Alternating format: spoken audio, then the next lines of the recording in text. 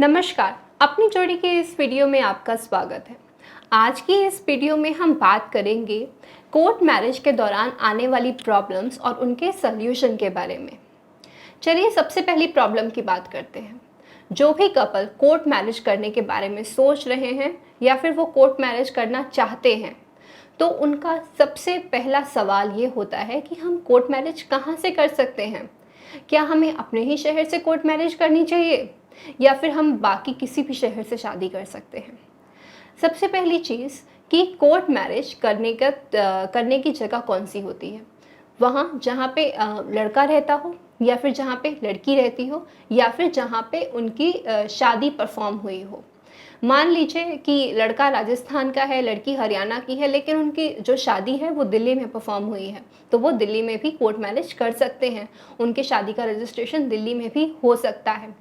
अब बात करते हैं कि शादी जो है वो कौन से कोर्ट में होती है।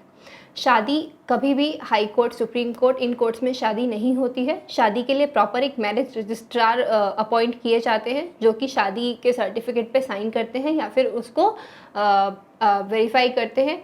वो एक अलग एसडीएम कोर्ट होती है, वहाँ पे शादी रजिस्टर्ड होती है, वहीं पे फाइनली उनको सर्टिफिकेट दिया जाता है। तो इस चीज़ का ध्यान रखें कि कभी हाई कोर्ट और सुप्रीम कोर्ट से शादी नहीं होती है। अब हम दूसरी प्रॉब्लम की बात करते हैं। वो ये है कि कोर्ट मैरिज में किन किन डॉक्यूमेंट्स की आवश्यकता होती है। ऐसे कौन कौन से डॉक्यूमेंट्स हैं जिनका आपके पास होना बहुत ही ज़्यादा ज़रूरी है जब आप कोर्ट मैरिज करने के बारे में सोच रहे हैं। सबसे पहले डॉक्यूमेंट वो है आधार कार्ड। आधार कार्ड मतलब आपका रेजिडेंस प्रूफ। लड़का और लड़की दोनों के पास उनका आधार कार्ड होना बहुत ही ज़्यादा ज़रूरी होता है।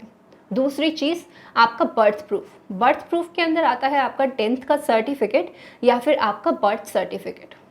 10th का सर्टिफिकेट या बर्थ सर्टिफिकेट, बर्थ प्रूफ होना बहुत ही ज़्यादा ज़रूरी है, क्योंकि अगर लड़का लड़की बालिग नहीं होंगे या फिर कोई ऐसा डॉक्यूमेंट आपके पास नहीं होगा जिससे आपकी एज का प्रूफ पता चल रहा है, तो शादी में बहुत ही दिक्कत आती है और शादी करना नामुमकिन हो जाता है। तीसरी चीज़ आपका कोई एक सपोर्टिंग मतलब जैसे कि आपका लाइसेंस हो गया, आपका वोटर आईडी हो गया, ये डॉक्यूमेंट होना बहुत ही ज़्यादा ज़रूरी होता है। और आपके पास 2 या 3 विटनेस, वो जगह के हिसाब से अलग अलग वेरी करते हैं। विटनेस होना बहुत ज़्यादा ज़रूरी होता है और उन विटनेस के पास भी उनके आधार कार्ड और उनका पैन कार्ड होना आवश्यक है। विटनेस का बालिग होना भी बहुत ही ज़्यादा आवश्यक है। विटनेस अगर 18 साल से कम का है तो उसको विटनेस नहीं माना जाता है। चलिए अब हम तीसरे सवाल की बात करते हैं कि अगर आप आर्य समाज मंदिर में शादी करने जा रहे हैं और जो दिक्कत लोगों को आती है कोर्ट मैरिज के दौरान, तो वो ये सोचते हैं कि हम जिस आर्य समाज मंदिर में शादी कर रहे हैं या फिर जिस भी आर्य समाज मंदिर में हमारी शादी परफॉर्म कराई जा रही है, क्या वो आर्य समाज मंदिर वैध है या नहीं।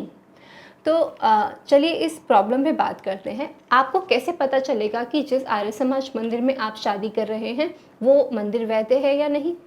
सबसे पहली जानकारी कि आर्य समाज जो होता है वो बहुत ही कोई भव्य मंदिर नहीं होता। कोई ऐसा मंदिर नहीं होता जहाँ पे भगवान की मूर्ति रखी हो या फिर वहाँ पूजा अर्चना हो रही हो, ज़रूरी नहीं है। आर्य समाज का मतलब होता है बहुत ही साधारण तरीके से शादी का परफॉर्म होना। वहाँ पे जो जिस एक ट्रस्ट के अंतर्गत वो वाला मंदिर जहाँ पे आपकी शादी हो रही है उसका रजिस्टर्ड होना ज़रूरी होता है। उस रजिस्ट्रेशन नंबर का, उस सर्टिफिकेट पे जो आपको वो मंदिर देता है, वो सर्टिफिकेट पे रजिस्ट्रेशन नंबर होना ज़रूरी होता है। आपको जो सर्टिफिकेट मंदिर प्रोवाइड कर रहा है उसमें आपकी पूरी डिटेल्स, मंदिर का जो ट्रस्ट है उसका नाम होता है, रजिस्ट्रेशन नंबर होता है, जो पंडित जी आपकी शादी करा रहे हैं उनके साइन होते हैं, उनका नाम होता है, और जो भी विटनेस है उनकी भी डिटेल्स उस सर्टिफिकेट पे होती है। अगर ये सब कुछ एक आर्य समाज मंदिर के सर्टिफिकेट पे है तो वो मंदिर भी जेन्युइन है और जो सर्टिफिकेट है वो भी जेन्युइन है। पुजारी जो होते हैं जो शादी कराते हैं उनका सही होना बहुत ज़्यादा ज़रूरी होता है, क्योंकि इन केस आप कभी किसी प्रॉब्लम में फंस जाएं और वहाँ किसी तरह की गवाही की ज़रूरत हो तो वो पंडित जी वहाँ पे अपीयर हो सके और वहाँ पे आपके पक्ष में गवाही दे सकें, बता सकें पुलिस को या कोर्ट को कि हाँ मैंने इन कपल की शादी कराई थी और इनकी उम्र पूरी हो चुकी थी, या जो भी उनके ऊपर आरोप लगे हों वो उसको गलत साबित कर सकें। तो ये होता है आर्य समाज की इम्पोर्टेंस। अब हम एक प्रॉब्लम की बात करते हैं, वो ये है कि काफ़ी सारे कपल्स ये सोचते हैं कि हम सिर्फ आर्य समाज मंदिर में ही क्यों ना शादी कर लें, हम उसका रजिस्ट्रेशन क्यों कराएं। तो रजिस्ट्रेशन कराना बहुत ही ज़्यादा ज़रूरी होता है। आपने तो ये तो कोर्ट मैरिज और आर्य समाज मंदिर की बात हो गई। जो नॉर्मल अरेंज मैरिजेस भी होती हैं, लॉ के अकॉर्डिंग आपका उसका रजिस्ट्रेशन कराना बहुत ज़रूरी होता है। रजिस्ट्रेशन कराने का मतलब होता है कि लीगली वेडिड वाइफ हो गई हैं आप अपने हस्बैंड की, और उसकी प्रॉपर्टी में या जो भी उसका हक है वहाँ पे आधा हिस्सा आपका है। अगर आप रजिस्ट्रेशन नहीं कराते हैं तो आपकी शादी एक तरीके से अधूरी है। रजिस्ट्रेशन करा लेते हैं तो कोई भी किसी भी तरह का सवाल आपकी शादी के ऊपर नहीं उठा सकता। आप हर तरह से जायज़ है, आपकी शादी पूर्ण रूप से जायज़ है। कोई भी आपकी शादी पे सवाल नहीं उठा सकता अगर आपने रजिस्ट्रेशन करवा लिया है। रजिस्ट्रेशन करवाने से बिल्कुल ना घबराएं। रजिस्ट्रेशन का प्रोसेस कोई भी ज़्यादा लंबा नहीं होता है। आपका जो भी आर्य समाज मंदिर में जहाँ आपकी शादी हुई है, उसी की जुरिस्डिक्शन वाले कोर्ट में आपका रजिस्ट्रेशन हो जाता है। थोड़ा सा समय लगेगा, 2-3 घंटे ज़्यादा और लगते हैं, लेकिन रजिस्ट्रेशन पूरा हो जाता है और ये कराना बहुत ज़रूरी भी है। अब हम बात करते हैं एक ऐसी समस्या के बारे में जिससे काफ़ी सारे कपल्स परेशान होते हैं। वो ये है कि जब वो घर से निकलते हैं शादी के लिए, तो वो निकल तो जाते हैं लेकिन उनको ये नहीं समझ आता कि वो कहाँ रहें। तो इस सवाल का जवाब आपको घर से निकलने से पहले सोचना बहुत ही ज़्यादा ज़रूरी है। क्योंकि जब आप घर से निकल रहे हैं तो आप अकेले नहीं हैं, आपके साथ आपकी एक पार्टनर है। आपको उनकी सेफ्टी का बहुत ही ज़्यादा ध्यान रखना होगा। जब आप घर से निकलते हैं तो आपको अपने रहने का बंदोबस्त ज़रूर कर लेना चाहिए। आपको ये नहीं सोचना चाहिए कि अब तो हम निकल जाएंगे, बाद में जो होगा वो देखा जाएगा।